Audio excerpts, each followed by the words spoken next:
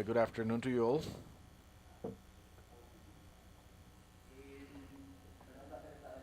It is a true pleasure to be here in front of so many people. So, to begin, this Biomuseum project came at a forum that was organized by the National Museum of Panama in 1998, almost 20 years ago, to define alternatives of use for the territories of the channel that were going to return to Panama in 1999. The idea was to create tourism based on scientific research, a fantastic idea, revolutionary idea that it still remains valid. En este participaron distinguidas personalidades del mundo entero, entre ellas Frank. Plenty of participants from all around the world participated.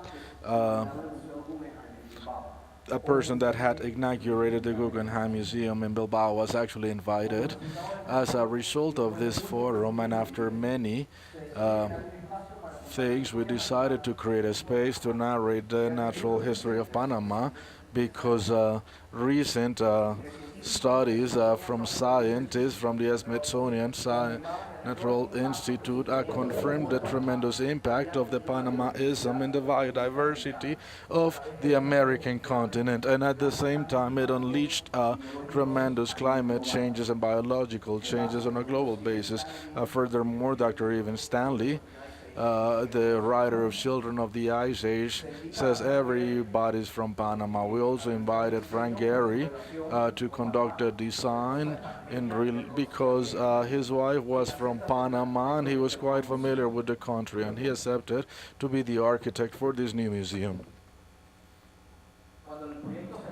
When the project was launched in 2002, it was conceived as the Panamanian version of the Guggenheim in Bilbao. We assumed that it was going to have a similar impact. Panama became a destination city for tourists from all over the globe only because it was going to have this Frank Gehry building. Unfortunately, our national and municipal government did not understood that this Bilbao effect would not work unless it had an integral planning strategy.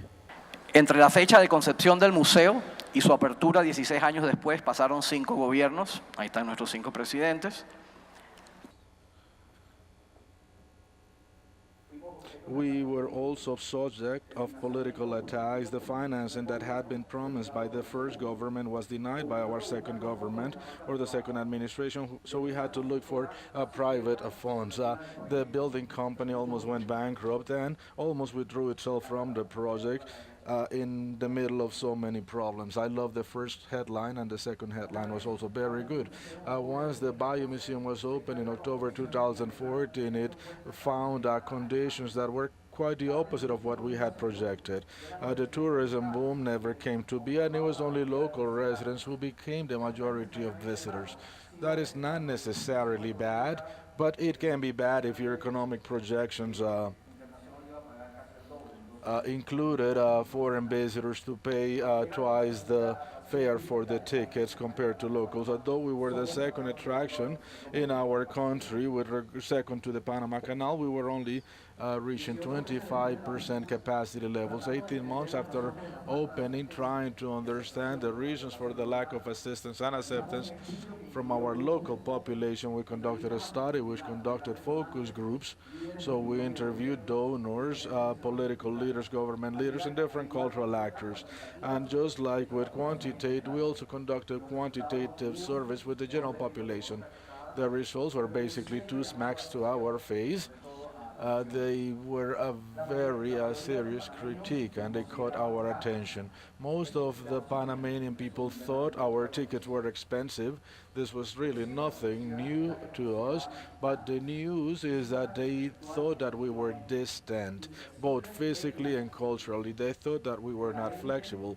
They thought we were inaccessible. They thought we were part of the elite, and we were disconnected from the national politics. In addition to this, there were more tangible things such as limited hours, high traffic, and lack of public transportation to access. In addition, our identity was quite confusing. They were not clear as to what our museum was about. They were not even clear about what its name was.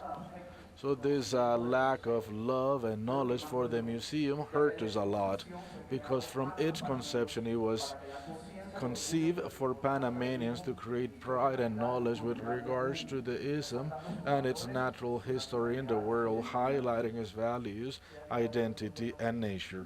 Well, there was something very good. Something very good was discovered during the survey, and it was that they thought we offered an excellent service. However, we frequently hear that the first step is to accept there is a problem so we can begin to work on it. Que a nuestro entender era crucial resolver. I'm going to speak now about our conditions with the local people, which included many exogenous aspects outside of our control. Well, first of all, we conducted an internal process that was very inclusive to define our priorities and expectations, and we also redefine who we are, what we do, and how we do it. The famous mission vision thing that had been created 15 years before by board members. It was not necessarily incorrect, but apparently it did not consider the reality we were facing or the staff we had in our museum. A partir Afterwards, starting from January of this year, we started to implement new tactics and reinforce others. So what did we do?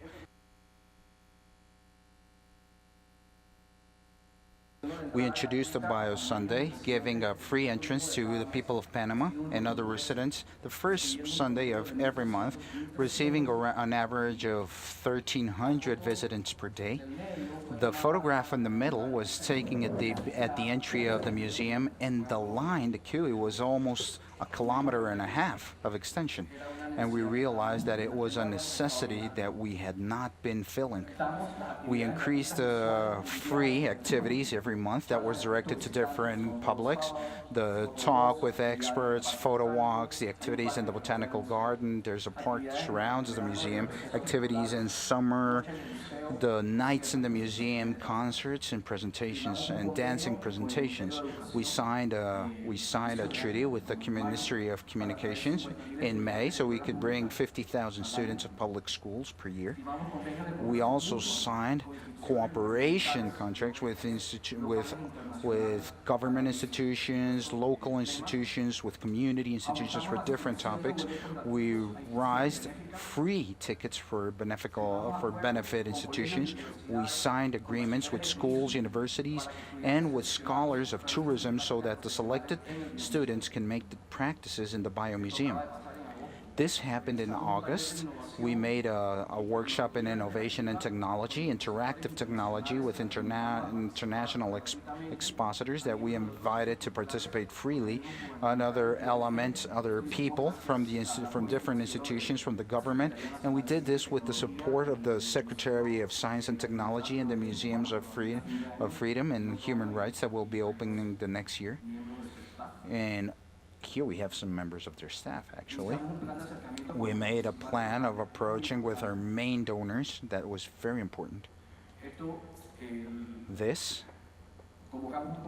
we called a directive concourse to make a temporal exhibition that will begin the next year. Yesterday was the due date, and next week we will be selecting the winners of this contest.